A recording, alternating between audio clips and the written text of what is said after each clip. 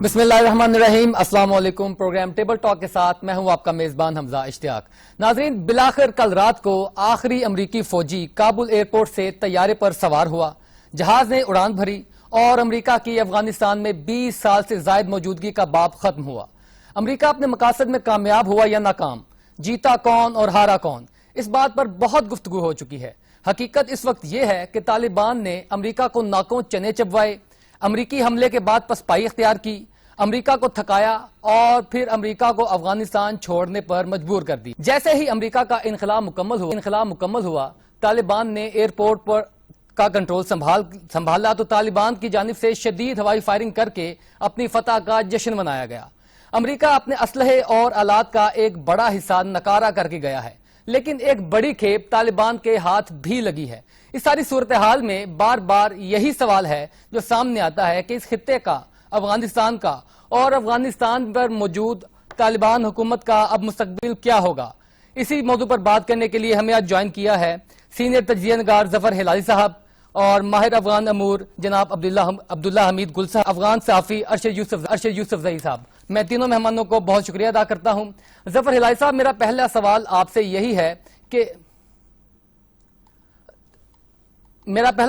यही है कि अफगानिस्तान में जो तालिबान जो 20 साल पहले थे और अब जो 20 साल बाद जो तालिबान हुकूमत बना रहे हैं, इनमें बुनियादी फर्क क्या है? क्या फर्क है इन दोनों में?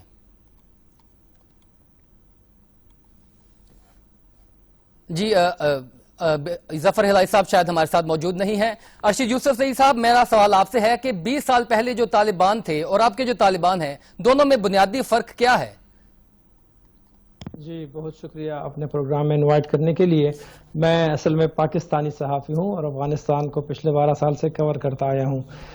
बुनियादी फ़र्क अफ़गान तालिबान जो 1995 से 2001 तक थे उनमें और आज के तालिबान में तो ये है कि उन्होंने इन गुज़श्ता 20 सालों में दुनिया के बहुत से रंग देख लिए और वो दुनिया के मुख्तलिफ क़ुव्वतों से लड़े हैं। उन लोगों के समझ बूझ उनको हो गई, उनके आदात का अतवार का उनको पता चला है। उसके अलावा फिर जो गुज़श्ता 3 साल से अमरीकियों के साथ और उससे पहले तकरीबन 8-9 साल से मुख्तलिफ यूरोपियन ममालिक के साथ मुज़ाकरात और ह्यूमैनिटेरियन जो बातें होती आई हैं या पीस प्रोसेस की बातें होती हैं, तो इन्होंने इन लोगों के अतवार और रंग वगैरह देखकर बहुत कुछ सीख लिया है। अब ये समझ गए हैं कि दुनिया के साथ किस तरह डीलिंग करनी है।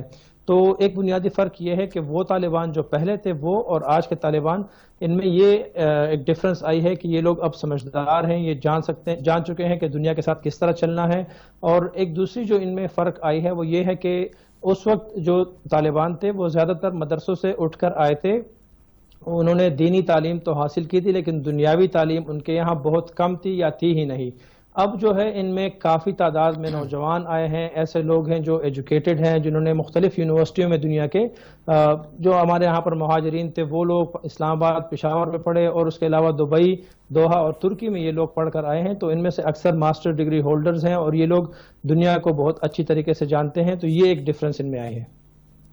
बिल्कुल ठीक हो गया। अब्दुल्ला हमीद गुल साहब, मैं आपकी तरफ आऊंगा कि इमरान खान ने अड्डे ना देने का कहा, एब्सोल्युटली नॉट का नारा लगाया, लेकिन अब वही अमरीकी फौजी पाकिस्तान के होटलों में मुकीम है। क्या ये इमरान खान का यूटर्न तो नहीं? बिस्मिल्लाहिर्रहमानिर्रहीम, बहुत शुक्रिया आपका। देखें, जहाँ तक ताल्लुक है यूटर्न, तो आपको पता है वजीर आजम साहब हमारे मशहूर हैं अपने यूटर्न के लिए, लेकिन बहरहाल मैं इस डिबेट में नहीं पड़ता क्योंकि कुछ मजबूरियां जाहिर है।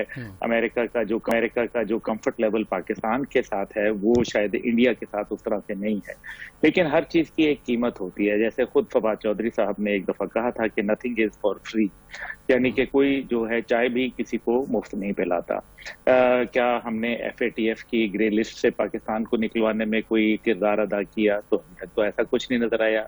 क्या PIA को जो है वो उसके ऊपर जो बैन था वो खत्म हुआ? ये वही PIA थी जिसके पायलटों ने दिन रात करके जो है वो वहां से इनखला मुकम्मल किया और ये वही पायलट हैं जिनको पूरी दुनिया में बदनाम किया गया। तीसरी चीज ये है कि बरतानिया की जो रेड लिस्ट है उसके अंदर भी पाकिस्तान बरकरार है। चौथी चीज जो है उसके अंदर वो आपका है आफिया सिद्दीकी की वापसी का मामला। पांचवी चीज इसके अंदर जो है वो आपके लिए बहुत अहमियत की हामिल है, और वो है कश्मीर। क्योंकि कश्मीर के ऊपर अभी तक अमेरिका ने हमारे साथ कौन सा ऐसा वादा है जो किया, या कौन सा ऐसा किरदार निभाने का उन्होंने कोई किरदार अदा किया। छठी चीज इसके अंदर जो है वो आपका है आ जाता कि क्या पाकिस्तान को अमेरिका ने कोई तिजारती हुजम बढ़ाने का अंदिया दिया कि अभी हम उनको मोस्ट फेवरेट नेशन करार दे दिए जाएंगे। और फिर सातवीं चीज है आपका न्यूक्लियर क्लब के अंदर मेंबरशिप। क्या उन्होंने न्यूक्लियर क्लब के अंदर मेंबरशिप आपको दी? और ये एक तवील दास्तान है, लेकिन बहरहाल मसला ये है कि जो वॉर ऑन टेरर का जो आखिरी मैदान जंग है उसको पाकिस्तान में सजाए जाने की ख्वाहिशात हैं इस्तेमाल की, और उसके हवाले से ये जो बगैर वीजे के इन लोगों के वीजे कहाँ लगे, इन लोगों के इंटरव्यू कहाँ हुए, कब हुए, और बेहतर था कि इस्लामाबाद की जगह ये भारत भी तो जा सकते थे। लेकिन चले, मैंने तो वो कह दिया आपको भारत के हवाले से। लेकिन एक और बात जो इसमें अहमियत है वो ये है कि आप जो हमारे आईडीपी कैंप्स बनाए गए थे और वहां भी रखा जा सकता था इन लोगों को, तो इनको फिर पाकिस्तान जो है वो ला के इतनी देर कयाम करवाना, और फिर ये समीउल्लाह साहब बैठे में हैं, ये बेहतर जानते हैं इस मामले पे कि तालिबान ने बाकायदा एतराज उठाया है कि वो लोग जो कि एनडीएस और रॉ के लिए और दीगर इदारों के लिए काम कर रहे थे और वहां से भागने की कोशिश कर रहे हैं अफगानिस्तान से, जबकि तालिबान ने तो आम माफी का ऐलान कर दिया और अभी तक ऐसा कोई नाखुशगवार वाकया देखने में नहीं आया। तो वो तालिबान ये कह रहे हैं कि आप ऐसे लोगों को पाकिस्तान में अगर लाएंगे तो ये आपकी सलामती के लिए खतरा बन सकते हैं, क्योंकि अमेरिका इनको आगे ले जाने के लिए नहीं आया, वो पाकिस्तान में ही छोड़ के जाएगा। तो अगर वो पाकिस्तान में रहेंगे तो हमारी जो एक मईशत है उसके ऊपर भी जो दबाव पड़ेगा, क्योंकि याद रखें ये वो मेहनत मजदूरी करने वाले अफगान लोग नहीं हैं, ये वो लोग हैं जिन्होंने काबुल के अंदर वक्त गुजारा। और यूसुफ भाई साहब ये जानते हैं कि काबुल के जो लोग हैं उनके खन्ने बहके में हैं और वो पाकिस्तान एक दुश्मनी रखते हैं, पाकिस्तान के खिलाफ बाकायदा वो सरगर्म रहे हैं। इन लोगों को बगैर किसी स्क्रूटनी के, बगैर किसी जो है क्लियरेंस के पाकिस्तान आने देना मेरे ख्याल में ये हमारी नेशनल सिक्योरिटी के लिए एक बहुत बड़ा चैलेंज है। और मेरी इतलात के मुताबिक मेरा नहीं ख्याल कि इसके अंदर हमारी जो सिक्योरिटी सलामती के इदारे हैं उनकी कोई खास इसमें ख्वाहिश थी। ये डॉक्टर मुईद यूसुफ की जानिब से जो है बाकायदा मेरा ख्याल है कि वहां से इनिशिएट किया गया नेशनल सिक्योरिटी ऑफिस की जानिब से, और जाहिर है आपको पता है कि अमेरिका के साथ उनके बड़े अच्छे मरासिम हैं। तो ये एक मेरे ख्याल में लम्हा फिक्रिया है। और फिर इन लोगों की सिक्योरिटी के हवाले से जो लोग तो मार्कियों में रखे जाएंगे, तो एक छोटी सी मार्की में जहां 200 लोगों का कयाम होगा, खुदा ना खास्ता वहां कोई नाखुशगवार वाकया पेश आ गया, उसकी जिम्मेदारी पाकिस्तान के ऊपर डाल दी जाएगी और कहा जाएगा कि जनाब ये हमने, वो कहते हैं ना, जो नेकी बर्बाद और नेकी बर्बाद गुनाह लाजिम, तो कहीं ऐसी सूरत हाल हमारे पर नामुसल्लत कर दी जाए। अच्छा अब्दुल्ला साहब, अमेरिका इस खित्ते से जा चुका है, मशरिक वुस्ता, शाम, तमाम जो तबाहकारियां हैं आपके सामने हैं, क्या अब आपको लगता है कि इस खित्ते में अमन जो है वो लौट आएगा? जी, मेरा ख्याल है कि शैतान बुजुर्ग के जाने के बाद अमन तो जरूर लौटेगा, इसमें कोई शक नहीं है, क्योंकि अमन की बुनियादी जो जुज़ है उसके अंदर इंसाफ है। अगर इंसाफ जिस मुआशरे में नहीं होगा वहाँ अमन नहीं आता, और अमन नहीं होगा तो खुशहाली नहीं आएगी।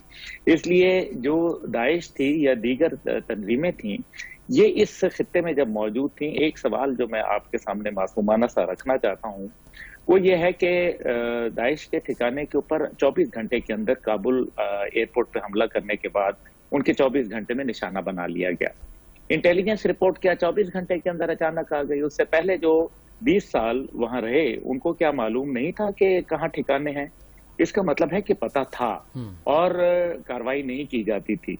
अब कार्रवाई हुई तो फिर जाहिर है जब अपने ऊपर आई तो कार्रवाई हुई, लेकिन दाइश को वहां पनपने का मौका कौन दे रहा था? कौन था जो जमातुल अहरार के जो हाथ मजबूत कर रहा था? ETIM के, UIM के और TTP के हाथ कौन मजबूत कर रहा है? क्या ये हकीकत नहीं है कि मैं जो भारतीय कौंसल खाने थे वो वहां बैठ के कोई पाकिस्तान के खिलाफ साजिशें कर रहे थे? पाकिस्तान के खिलाफ बाकायदा उन्होंने प्लानिंग की, दहशतगर्दियों को ट्रेनिंग दी गई और उनको पाकिस्तान के खिलाफ इस्तेमाल किया गया। और वहां बैठ के ये जो रॉ का CIA کا, موساد کا اور خود NDS کا جو headquarter, joint headquarter تھا، وہاں سے یہ سارے آپریشن کنڑ کے ذریعے کنڈکٹ کیا جاتے تھے پاکستان میں.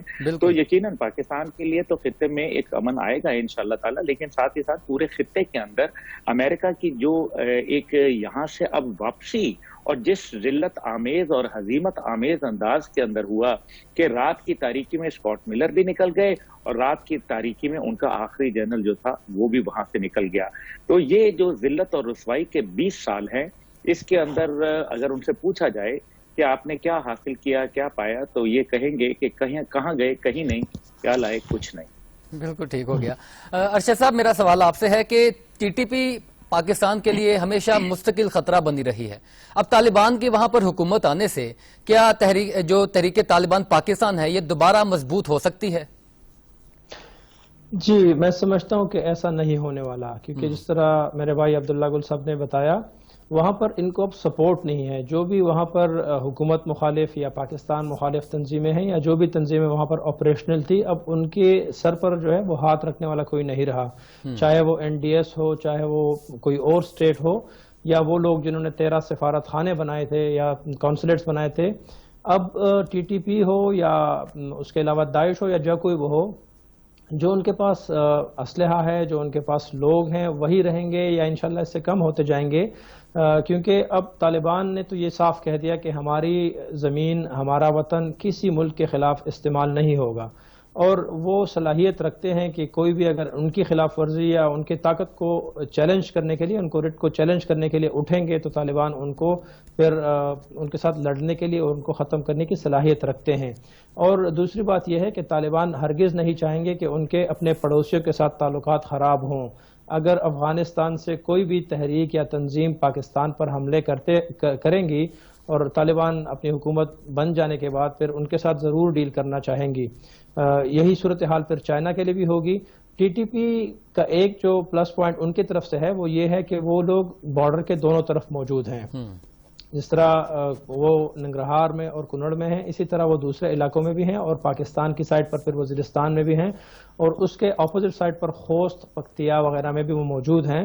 تو اگر وہاں سے انفلٹریشن ختم ہو جائے، جس طرح ہمارے بارڈرز پر ہمارے سیکیورٹی فورسز موجود ہیں، باڑ لگ چکی ہے، تو وہاں سے تو یہ بہت ہی کم ہوگا کہ اب وہ لوگ آ سکیں گے.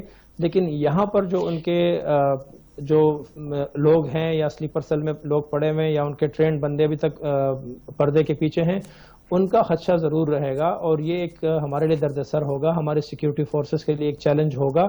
اور میں سمجھتا ہوں کہ سیکیورٹی فورسز ہمارے جو ہیں وہ اس کے قابل ہیں کہ ان چیزوں کو ختم کر سکیں انشاءاللہ.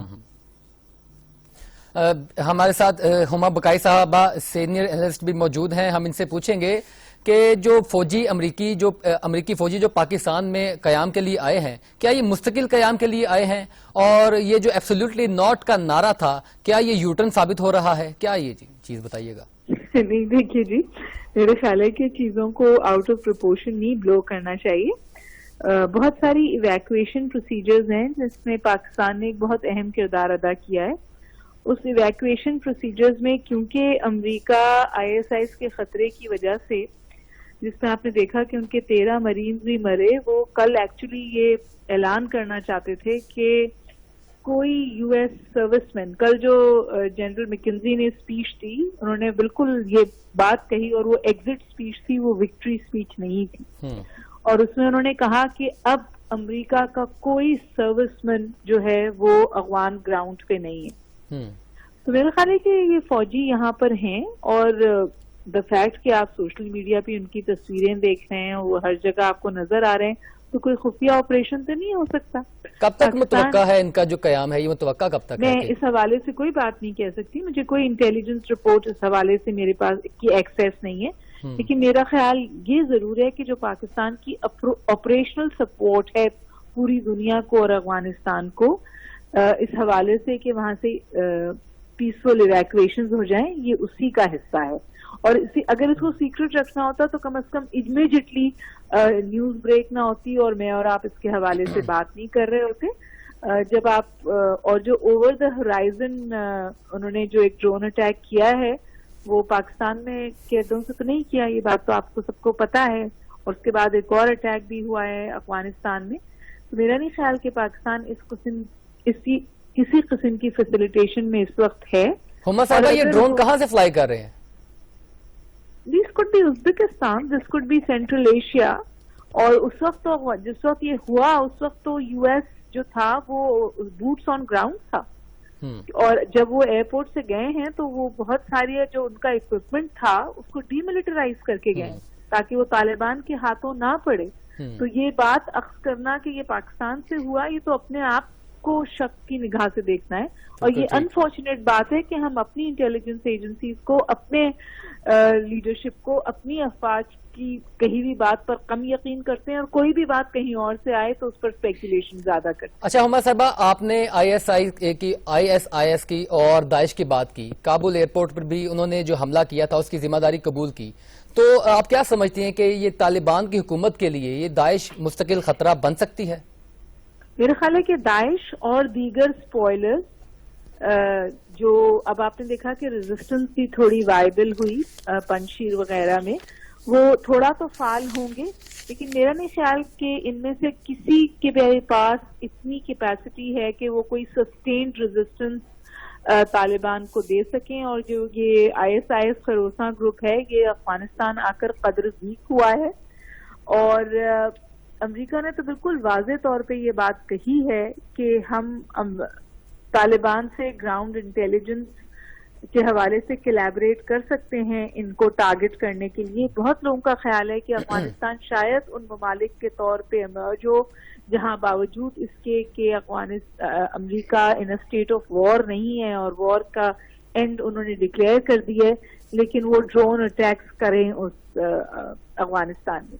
اور میں آپ کو ایک اور گزارش کروں جی 2016 میں جب خروساں اور طالبان آپس میں شدید ترین سمجھیے حالت جنگ میں تھے اور یہاں پہ بہت کانفلکٹ تھا افغانستان میں تو امریکن نے اس وقت بھی طالبان کی سائڈ سے آئی ایس افغانستان پر ہوائی حملہ کیا تھا اور وہ پائلٹس اپنے آپ کو مذاق میں طالبان ایئر فورس کہتے تھے.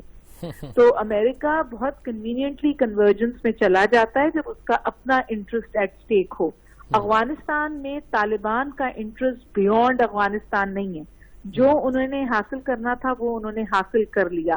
آئی ایس کا ٹارگٹ جو ہے وہ اب طالبان بھی ہیں کیونکہ طالبان امریکہ سے بات چیت میں ہیں اور امریکہ اور افغانستان کی باہر بھی ان کے ڈیزائنز ہیں مڈل ایسٹ میں اور ایلسویئر. تو اس وقت انٹرسٹنگلی طالبان بھی ان کو خطرے کے طور پہ دیکھتے ہیں اور امریکہ بھی انہیں خطرے کے طور پہ دیکھتا ہے اور چائنا بھی اور رشیا بھی اور ایران بھی. تو میں سمجھتی ہوں کہ یہ جو کنورجنس ہے یہ ان کو وہاں پنپنے نہیں دے گی کیونکہ طالبان کے لیے وہ سب سے بڑا سمجھیے تھریٹ ہے. تو اگر انہیں اس کے لیے مدد سیکھ کرنی پڑی تو وہ کریں گے بالکل اسی طرح جس طرح وہ اس وقت ایئرپورٹ مینجمنٹ کے لیے. جی ٹھیک ہو گیا. ہما بقائی صاحبہ ہمارے ساتھ رہیے گا. عبداللہ صاحب امریکہ جاتے ہوئے بہت بڑا ذخیرہ جو ہے اسلحے کا یہ ناکارہ کر کے گیا ہے لیکن ایک بہت بڑی کھیپ طالبان کے حصے میں بھی آئی ہے. تو آپ کیا سمجھتے ہیں کہ طالبان اتنے اہل ہیں کہ وہ اس اسلحے کو استعمال کر سکیں یا اس کے لیے کسی اور ملک کی ان کو مدد بھی درکار ہوگی؟ دیکھیں جہاں تک تعلق ہے طالبان کی اہلیت کا تو میرا خیال ہے کہ ابھی تک انہوں نے ماضی کے اندر تو یہ کہا جا سکتا تھا نا کہ روس کی جنگ میں امریکی ڈالر آئے تھے یا اسٹنگر میسائل آیا تھا یا برٹش جو ہے وہ بلو پائپ آیا تھا یا فرانس کا ملان آیا تھا تو لیکن اور یا سعودی عرب کا پیسہ آیا تھا. تو کیا اب بھی کوئی کہہ سکتا ہے دنیا میں کہ طالبان کی کسی نے مدد کی تھی اسلحے کے ساتھ یا پیسے کے ساتھ؟ تو ایسا نہیں ہوا. طالبان نے انہی کا ویپن انہی کے اوپر استعمال کیا اور they are very quick learners اور یہ ایک ریالٹی ہے کہ ان کی ملٹری اسٹریٹجی جو ہے دنیا کے تمام ملٹری اسٹریٹجسٹ کے سامنے جو ہے انہوں نے ان کو ناکارہ کر دیا اور ان کی ملٹری اسٹریٹجی جو تھی اس سے ذہنی طور پر جو ہے وہ مفلوج ہو کے رہ گئی. امریکن فوج جو ہے اس کی کوئی ملٹری کیپیبلٹی میں تو کمی نہیں آئی تھی. ان کے پاس جو ہے ملٹری مسل جو تھا وہ تو مضبوط تھا, ان کا آج بھی مضبوط ہے. ان کے پاس جتنا اسلحہ جتنا ان کے پاس ماڈرن ٹیکنالوجی ہے وہ تو دنیا میں کسی کے پاس نہیں ہے. لیکن پھر کیا ہوا کہ ذہنی جو سائے آپس تھے اس کے اندر وہ ہار گئے. جہاں تک ہما بقائی صاحبہ فرما رہی ہیں دیکھیں سیدھی بات ہے وہ ایسی بات نہیں ہے. ڈاکٹر صاحبہ کا میں بہت احترام کرتا ہوں لیکن چند چیزیں میں ضرور گوش گزار کرنا چاہوں گا. ازبکستان نے آپ کو अमेरिका को वहां से विड्रॉ करने के बाद वहां अड्डा नहीं दिया, वहां क्या उज्बेकिस्तान में वो इनखला करने वाले लोग वहां भी तो जा सकते थे, तो वहां क्यों नहीं गए? उनके मुल्क से ड्रोन नहीं उड़ता, ना उन्होंने पहले उड़ने दिया था, मिनास बेस भी बंद हो गया था। दूसरी बात यह है कि हमारे देखें फर्ज वाहिद के फैसले होते हैं जो इंसान को मजबूर कर देते हैं सोचने पे। यही हमारा फॉरेन ऑफिस था जो 2001 से ऑनवर्ड 2008 तक ये कहता रहा कि अब्दुल्ला साहब, फिर आपको क्या कुछ आइडिया है कि ये ड्रोन कहाँ से फ्लाई कर रहे हैं फिर? जी, मैं गुजारिश कर दूं, जहां तक डॉक्टर बकाई कह रही हैं वो अभी ठीक कह रही हैं कि जो लास्ट ड्रोन जो वहां आया अमेरिका का, और जो वो तो उनका वहां बेस मौजूद था, वो लोग वहां मौजूद थे। लेकिन मैं ये कह दूं कि 2008 तक हमारा फॉरेन ऑफिस यही कहता था ना कि हमारे पास जो है कोई उनके अड्डे नहीं है। बाद में पता चला कि हमने अड्डे दिए में। फिर ये भी आपको पता है कि 7,000 वीजों के बगैर ब्लैक वाटर जो है वो पाकिस्तान आई थी। FBI का दफ्तर यहाँ कायम हुआ था, फिर यहाँ मुल्ला अब्दुल सलाम रईफ को दिया गया था, आफिया सदीकी को दिया गया था। इसी तरीके से बाउंटी जो है जिनके नाम के ऊपर थी $5,000 $5,000, ये तो in the line of fire में जनरल परवेज मुशर्रफ ने एक्सेप्ट किया है कि हमने उठा के लोगों को पैसे वहां लोगों को उठा के अमेरिका के हवाले किया था, जिनको फिर बाद में रेंडिशन कैंप्स के अंदर और अबू गुरैब के अंदर और खुद बागराम के अंदर जो है वो भेजा गया, ग्वांतनामो में भेजा गया।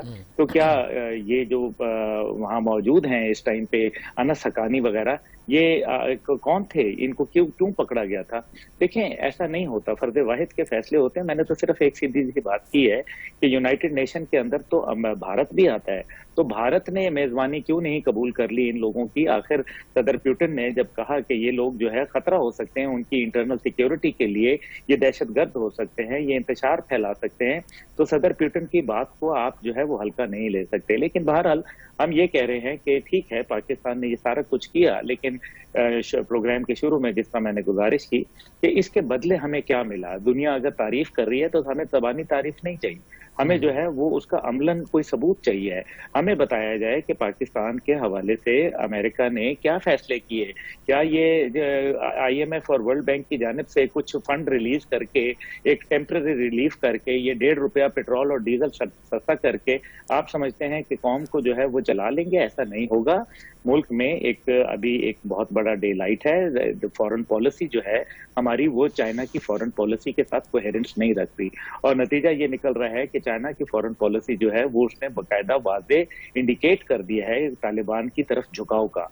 लेकिन हम अभी तक जो है वो अमेरिका की आंख देख रहे हैं। हमें फैसला करना पड़ेगा कि हम एब्सोल्युटली यस हैं या एब्सोल्युटली नॉट हैं। हमें ये भी फैसला करना पड़ेगा कि हम फॉरेन पॉलिसी बनाएंगे पाकिस्तान के मफाद के अंदर और इस रीजन के मफाद को सामने रखते हुए, या हमने अभी भी अमेरिका की जान जो है वो नहीं छोड़नी। जी बिल्कुल ठीक हो गया अब्दुल्ला साहब, मैं आपकी तरफ बाद में आता हूं। अरशद यूसुफजई साहब, मेरा सवाल आपसे है कि तालिबान एक ग्रुप की शक्ल में मूव करते रहे हैं, कोई मुनज़्ज़िम।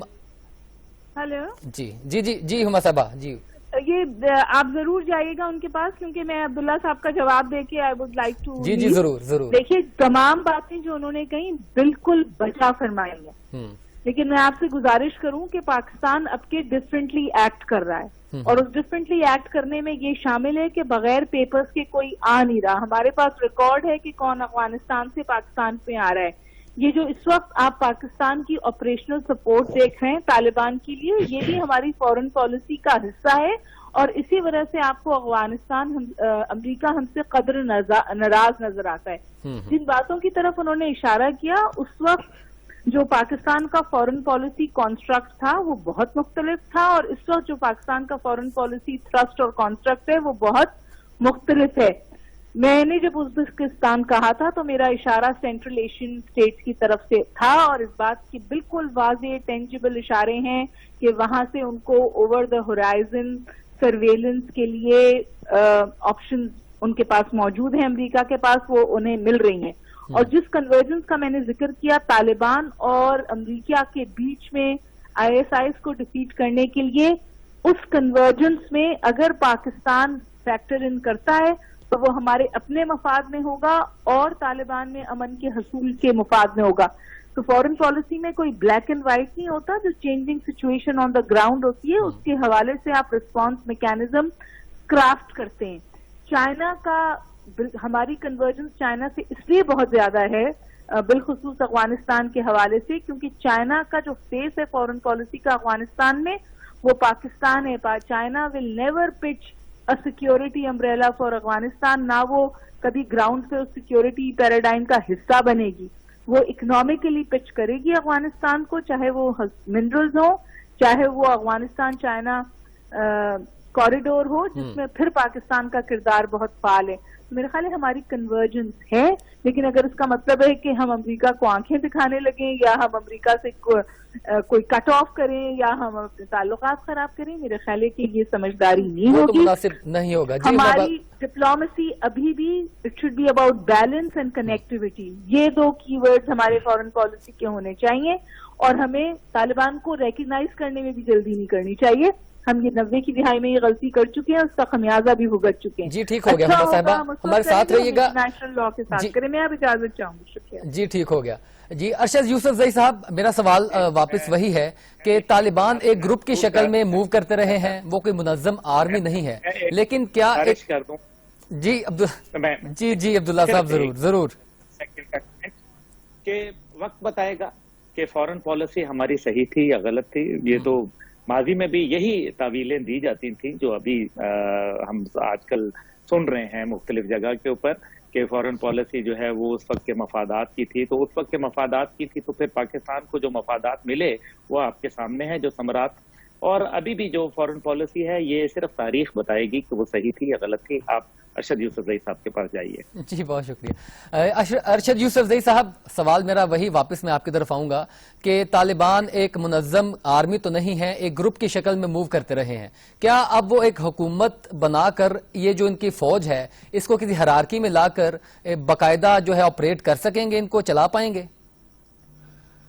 جی پہلا چیلنج تو یہ ہے کہ حکومت بن جائے، جو کہ انشاءاللہ ہونے جا رہی ہے. جس طرح آج ہم نے سنا کہ شیخ ہیبت اللہ اخندزادہ نے 3 دن کی جو کنسلٹیشن میٹنگز تھی اس کے اختتام پر کافی اہم باتیں اپنے سینئرز، اپنے رہبری شورا کے ساتھ شیئر کی ہیں. تو اس میں ایک یہ بات ہے کہ جو ہمیں بے ترتیب سے ملیشیا یا فوج نظر آ رہی ہے ان کے کردار کو سراہا بھی گیا ہے، اور آگے ان کو انسٹرکشنز دی گئی ہیں کہ آپ نے عوام کے ساتھ اپنا رویہ مزید اس سے بھی بہتر کرنا ہے اور ان کو سہولتیں پرووائڈ کرنی ہیں. تو یہ جو طالبان ہمیں نظر آتے ہیں کہ کوئی ایک خاص فوج نہیں ہے یا بے ترتیب قسم کے لوگ ہیں. اگر ایسا ہے بھی تو افغانستان میں خاص فوج کوئی چلی نہیں ہے، چاہے وہ امریکی ہو، چاہے وہ 3.25 لاکھ یا 1,80,000 افغان نیشنل آرمی ہو، وہ نہیں چل پائے. میں سمجھتا ہوں کہ گوریلا وارز کے لیے ایسے ہی لوگ ہونے چاہیے جو ہیں طالبان کے، اور ان کے سامنے جو چیلنج ہے ابھی داعش کے ساتھ یہی لوگ چلیں گے، کیونکہ ان کو آرمی بنا دیا جائے اور پھر ان کو بیرکوں میں رکھ دیا جائے تو پھر ایسا نہیں کر سکیں گے. یہ ہارڈ اینڈ ٹف قسم کے لوگ ہیں، یہ پہاڑوں میں کئی سالوں سے رہتے اور لڑتے آئے ہیں. کہ یونیفارمز دیکھا ہوں، شلوار قمیض اور بغیر جرابوں کے چپلوں میں انہوں نے سردیوں میں بھی لڑائیاں لڑی ہیں. تو یہ لوگ جو ہیں اسی طرح رہنا چاہیں گے. اب اس کے بعد چیلنج یہ ہے کہ کس طرح ملک کو، عوام کو اور باقی ایشوز کو یہ فوج یا یہ ملیشیا کنٹرول کرے گی. تو ان کو میرے خیال سے ترتیب آتی ہے. وہ اب تو یہ ہے کہ بیلنس ہے بٹوین غصہ اور نرمی. یہ نہیں کہ پرانے والے طالبان ہیں کہ بس ربڑ پائپ اٹھا کے ہر کسی کو مارنا شروع کر دیا. ڈرانے کی حد تک کرتے ہیں، بعض ایک جو حد سے لوگ گزرتے ہیں تو ان کو پھر مارتے بھی ہیں. لیکن میں سمجھتا ہوں کہ یہ طالبان جو ہیں یہ بہت کیپیبل ہیں کہ اس دفعہ یہ مکمل کنٹرول کے بعد وہی امن لے کر آئیں جو 1996 یا 95 سے لے کر 2001 تک تھا، جو کہ نہ ہمارے میڈیا تو خیر اس وقت اتنی ایکٹیو نہیں تھی، پرائیویٹ چینلز تھے نہیں، لیکن انٹرنیشنل میڈیا نے جو ان کو صرف نیگیٹو بیان کیا تھا وہ چیزیں اب نہیں رہیں گی، کیونکہ ان کے پاس ایک تو اپنی سوشل میڈیا ہے کہ وہ ان چیزوں کو، اپنی گڈ ہیبٹس کو یا اپنے جو گڈ ڈیڈز ہیں اس کو پروموٹ کر سکیں. اور سب سے بڑی بات جو ہوگی تو یہ ہے کہ امن کا قیام، اور یہ کر کے دکھائیں گے انشاءاللہ. بالکل ٹھیک ہو گیا. تو انفراسٹرکچر کی کیا صورتحال ہے پورے افغانستان میں؟ فوری طور پر ان کو کیا چیزیں ریکوائرڈ ہوں گی ایک باقاعدہ حکومت کا سیٹ اپ بنانے کے لیے اور افغانستان کی عوام کے لیے سہولیات پیدا کرنے کے لیے؟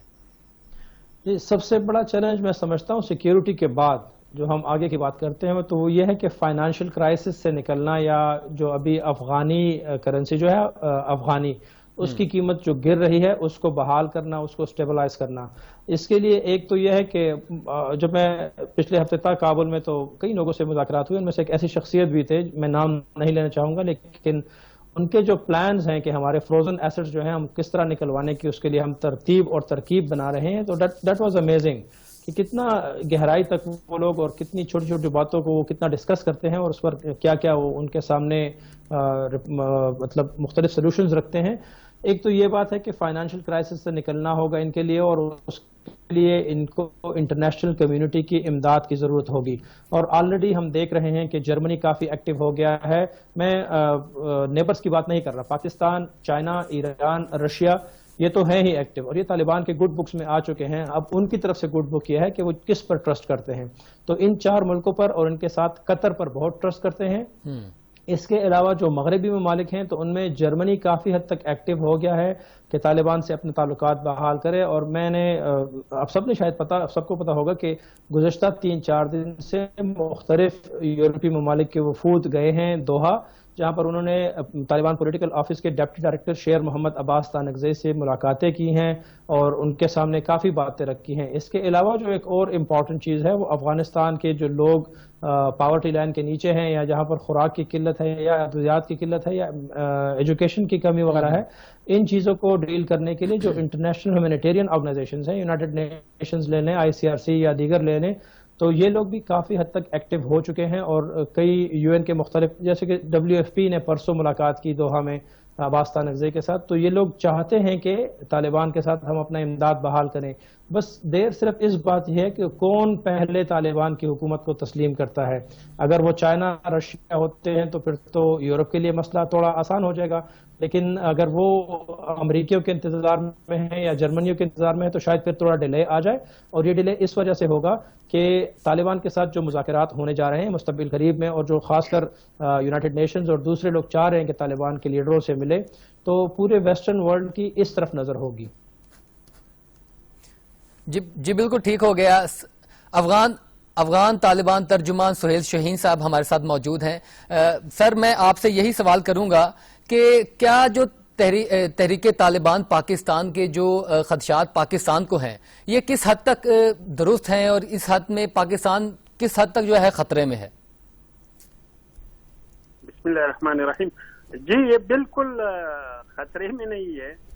یہ تو میڈیا کبھی وہ اس خطرات کو بہت ایگزیجریٹ کرتے ہیں، اس کو لارجر دین لائف فیگر دکھاتے ہیں جو حقیقت میں نہیں ہے. ہم نے ہماری پالیسی ہے اور دوحہ ایگریمنٹ میں بھی ہماری کمٹمنٹ ہے کہ ہم کسی کو، فرد کو یا گروپ کو، افغان سرزمین کو کسی کے خلاف استعمال ہونے نہیں دیں گے. تو انشاءاللہ اس پالیسی کے روشنی میں کسی کو ہم اجازت نہیں دیں گے. بالکل ٹھیک ہو گیا.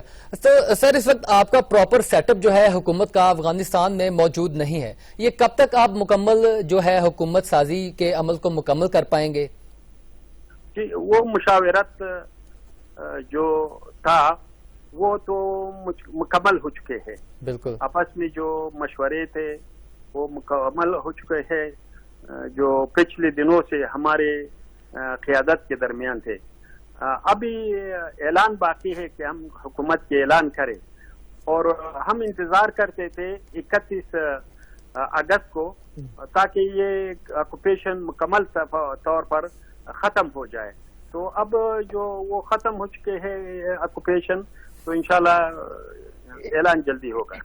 اچھا، تو یہ جو ایک پروپیگنڈا کیا جا رہا ہے آپ کے خلاف، طالبان کے خلاف، کہ لوگ جو ہے افغانستان میں، کابل میں ان سے خطرے میں ہیں اور کابل سے عوام جو ہے یہ نکلنا چاہ رہی ہے، یہ کس حد تک درست ہے؟ جی وہ اکانومک مائیگرینٹس ہے، اور اس کی وجہ بھی US اور دوسرے فورن کنٹریز سے کہ انہوں نے اعلان کیا تھا کہ جو بھی ویسٹ میں ریسیٹل کرنا چاہتے ہو تو وہ سب آ جائے ایئرپورٹ. اس کی کوئی ڈاکیومنٹ کی ضرورت نہیں، اور پلین پر چل جائے، ادھر ریسیٹل ہو جائے. اگر ایسا اعلان दूसरी ममालिक में भी किया जाए। इधर तो हजारों के लोग आए, उधर लाखों की तादाद में लोग आ जाएंगे एयरपोर्ट को। तो उन्होंने एक चाहते थे कि आर्टिफिशियली एक स्केयर क्रिएट किया जाए, लोगों को दिखाए, वर्ल्ड वाइड प्रोपागेंडे के तौर पर इस्तेमाल करे हमारे खिलाफ। लेकिन ये बहुत जहरीला किस्म की ताक्तिक था प्रोपागेंडे का। वो तो पहले भी करते आए हैं और अब भी मजीद करेंगे। अच्छा सर, मुझे ये बताइएगा कि पाकिस्तान में कई दहाइयों से अफगान महाजरीन जो हैं वो मौजूद हैं, तो तालिबान जब हुकूमत साजी का अमल मुकम्मल करेंगे तो उनकी तरजीहात में ये शामिल है कि वो अफगान जो महाजरीन पाकिस्तान में मौजूद हैं इनको वतन वापस लाएं? जी बिल्कुल बिल्कुल, नए अफगानिस्तान में हमारी जरूरत है, उसकी जो कैपेसिटीज है, कैपेबिलिटीज है, क्वालिफिकेशन है, वो तो जरूरत है अफगानिस्तान में कि वो आबाद करे। आपने देखा कि 20 साल में अफगानिस्तान में ऑक्युपेशन था, वो उन लोगों के मुताबिक वो कहते हैं कि हमने अफगानिस्तान में 120 मिलियन डॉलर खर्च किए, लेकिन अफगानिस्तान तो बिल्कुल वैरान है। तो ये हम पर हक है इस वतन का, हमारी लोगों का, कि उसको आबाद करे। तो इंशाल्लाह उसके लिए ये सारे मुहाजिरीन की जरूरत है। जब भी ये सिक्योरिटी सारी इम्प्रूव हो जाए और हमारी सेटअप इनिशियल डेज में हम इसको गुजरे कुछ दिन, इंशाल्लाह ये हमारी प्रायोरिटी में है, रिपेट्रिएशन ऑफ रिफ्यूजीज। जी बहुत शुक्रिया सुहेल शाहीन साहब आपका। अब्दुल्ला साहब, मैं आपकी तरफ वापस आऊंगा कि वन बेल्ट वन रोड में अफगान तालिबान जो हुकूमत बना रहे हैं, क्या ये अपना हिस्सा बनाएंगे वन बेल्ट वन रोड में, और ताकि जो अफगानिस्तान की मईशत है ये मुस्तकबिल में बेहतर हो सके?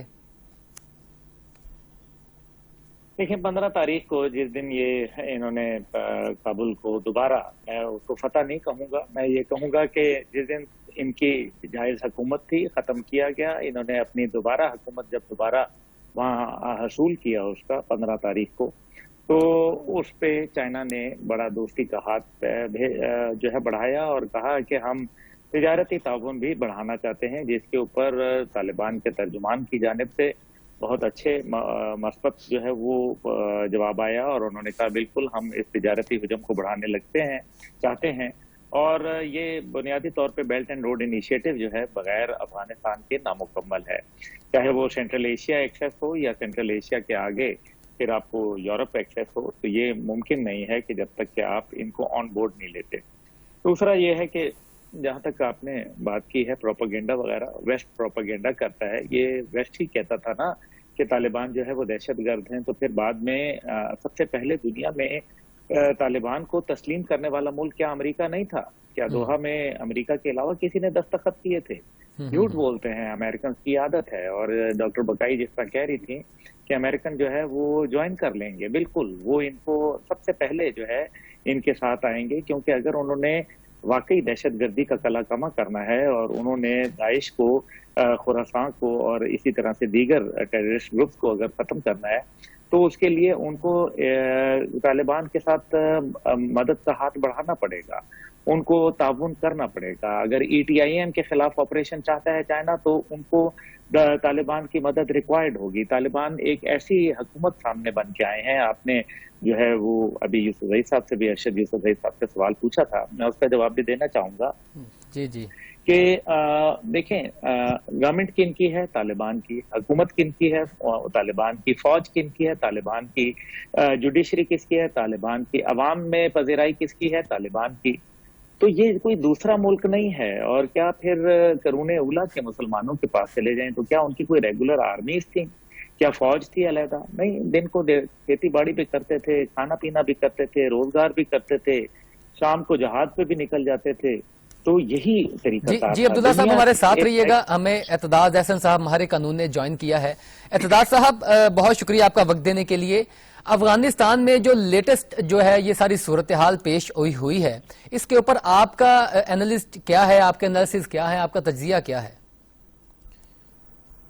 अफगानिस्तान में जो हुआ है वो तो मैं समझता हूँ कि अमेरिका की एक बड़ी फाश और तारीख में ये याद रखने वाली सबसे बड़ी ناکامی اور شکست ہوئی ہے، اور اس میں تو کوئی شک ہی نہیں ہے کہ اتنا اسلحہ 85 ارب کا اسلحہ تو پیچھے چھوڑ کے ہی بھاگے ہیں، اور یہ بھی جو واضح ہے کہ وہ بھاگے ہیں، مطلب ہے کہ وہ یہ نہیں ہے کہ وہ ان کو نکالا کسی اور صورت گیا ہے، یا وہ یہ کہا جائے کہ ان کو اس طرح پھنس گئے تھے۔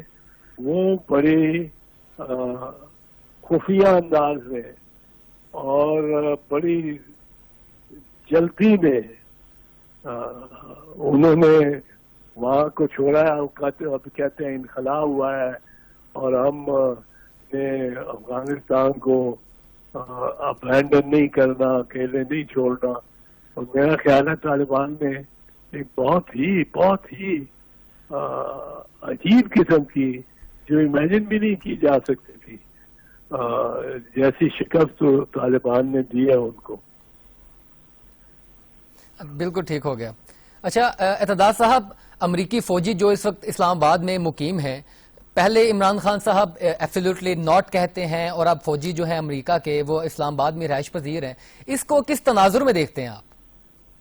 نہیں، مجھے یہ آپ کی بات سمجھ نہیں آئی ہے، کچھ اس میں تھوڑا سا لائن میں خرابی ہوئی ہے۔ سر پہلے عمران خان صاحب ایبسلیوٹلی ناٹ کا نعرہ لگاتے ہیں، اور اب جو ہیں امریکی فوجی وہ اسلام آباد میں مقیم ہیں، اس بات کو کس تناظر میں دیکھتے ہیں آپ؟ نہیں، ایبسلیوٹلی ناٹ تو انہوں نے میرا خیال ہے یہ اس لیے کہا ہے کہ بیس دینے، اڈا نہیں دیں گے، اڈا تو نہیں دیا اگر کوئی امریکی فوجی ٹرانزٹ میں گزر جائے یہاں سے، تو یہ کہ بال کی یہ بال کی میخ جو نکالنا، اس طرح کے کرنا، اس سے ہمیں تھوڑا سا اوپر اٹھنا چاہیے۔ تو اور آپ کے جی ٹھیک ہو گیا، بہت شکریہ اعتداد صاحب آپ کا وقت دینے کے لیے۔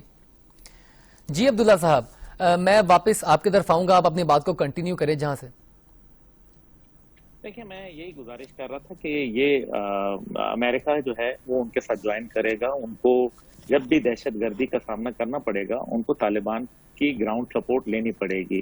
اسی طریقے سے ETIM کے خلاف چائنا کو اگر آپریشن کروانا پڑے گا تو ان کو پہلے طالبان کے ساتھ معاملہ کرنا پڑے گا۔ ازبیکستان کو اگر UIM کے خلاف کرانا پڑے گا تو ان کو طالبان کے ساتھ معاملہ کرنا پڑے گا، اور خود پاکستان کو ان کے ساتھ معاملہ کرنا پڑے گا اگر TTP کا مسئلہ آئے گا۔ TTP کے حوالے سے انہوں نے بڑا واضح پالیسی بیان کر دی۔ انہوں نے یہ بھی نہیں کہا کہ TTP کو جو ہے وہ ہم بالکل شتر بے مہار چھوڑ دیں گے۔ انہوں نے کہا کہ TTP یا کسی بھی آرگنائزیشن کو پاکستان سمیت دیگر کسی بھی خطے کے ملک کو حملہ یا نشانہ بنانے کی اجازت نہیں دی جائے گی، اور نہ ہی کسی قسم کا سیف ہیون ان کے لیے پرووائڈ کیا جائے گا۔ اور باقی انہوں نے کہا ہے کہ TTP جو ہے وہ پاکستان کا مسئلہ ہے، اندرونی معاملہ ہے، کیونکہ ظاہر ہے TTP بارڈر کے اس پار بھی ہے اس پار بھی ہے، تو یہ ہمیں دیکھنا پڑے گا۔ باقی جو ہے وہ دیکھیں، جہاں تک تعلق ہے، بہت سارے ہسٹورینز مختلف باتیں لکھتے ہیں، لیکن ریالٹی یہ ہے کہ اشرف صاحب نے بھی کہا کہ سوشل میڈیا اب بہت ایکٹیو ہو گیا ہے، ان کا پرنٹ الیکٹرانک میڈیا ہے، یہ وہ طالبان نہیں ہیں جن کو بالکل کچھ پتہ نہیں تھا، لیکن ان کا توکل جو اللہ کے اوپر ہے وہ ابھی بھی وہی ہے، ان کا جو بنیاد ہے وہ اسلامی نظام کے ہی ہے اوپر۔ اور جہاں تک میرا خیال ہے احمد مسعود وغیرہ کی بات ہے، احمد مسعود وغیرہ ٹھہر نہیں سکیں گے۔ پہلی بات یہ ہے کہ وہ آئسولیشن میں لڑ رہے ہیں۔ پہلے تو ان کی جو سرحدیں تھیں وہ جا کے تاجکستان سے مل جایا کرتی تھیں، لیکن اب پنشیر ویلی کے درمیان میں اور تاجکستان کی سرحد کے درمیان میں طالبان کی حکومت قائم ہے، وہاں لوگ بیٹھے ہوئے ہیں، اور احمد شاہ مسعود قلعہ بند ہو کے کتنی دیر لڑ پائیں گے احمد مسعود صاحب؟ اور خاص طور پہ ایک ایسے کمانڈر جن کا جنگی جو حکمت عملی ہے اس میں انہوں نے وار اسٹریٹجی کنگز کالج سے پڑھا تو ضرور ہے، لیکن ان کو عملاً جنگ کا کوئی تجربہ حاصل نہیں ہے۔ اور سب سے بڑی بات یہ ہے کہ ان کے اپنے لوگ اب ان سے پوچھ رہے ہیں کہ جب امریکہ آیا تھا تو تب آپ نے یہ اعلان مزاحمت کیوں نہیں کیا تھا، بجائے اس کے کہ آپ کو امریکہ کے خلاف لڑنا چاہیے تھا، کیونکہ آپ کا باپ جو تھا اس نے تو سوویت یونین کے خلاف لڑا تھا، تو آپ تو ان کو ان کے خلاف جو ہے وہ نبرد آزما ہے، جو انہوں نے امریکہ کو بگانے میں کردار ادا کیا سب سے بڑا۔ تو یہ میرے خیال میں ایک انٹرنل ڈیبیٹ جو ہے جی عبداللہ صاحب بہت شکریہ آپ کا.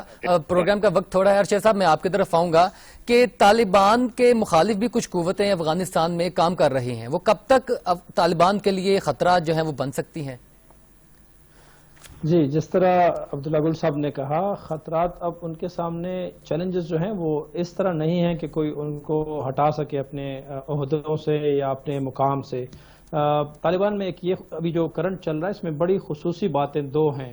انس حقانی کو انہوں نے لگایا ہوا ہے مذاکرات پر یا بات چیت میں ان لوگوں کے ساتھ جو پولیٹیکل اوپوننٹس تھے یا بن سکتے تھے طالبان کے لیے. انس حقانی نے اس کو بڑے اچھے طریقے سے, عمدہ طریقے سے ڈیل کیا ہے, جس طرح ہمیں نظر آیا پچھلے 2 ہفتے میں حامد کرزئی, عبداللہ اور دوسروں کے ساتھ ملاقاتوں میں اور ان کے ساتھ بات چیت میں. تو ایک تو پولیٹیکل جو بھی اوپوننٹس تھے اب ان کی اتنی اہمیت اور حیثیت نہیں رہی. جو لوگ پولیٹیکل کے ساتھ ملٹری اوپوننٹس بھی تھے, جس طرح ذکر ہوا احمد مسعود کا اور امن اللہ صالح کا, تو یہ لوگ واقعی اب بند ہیں وہاں پر اور گر چکے ہیں. یہ پولیٹیکل طالبان نے ان کو ایک موقع دیا, خاص کر احمد مسعود. یہ کہیں نہ کہیں موجود تو ہیں, یہ چھوٹی موٹی کارروائیاں تو کرتے رہیں گے وہاں پر. جی, جہاں پر یہ ہے وہاں سے یہ نکلیں گے تو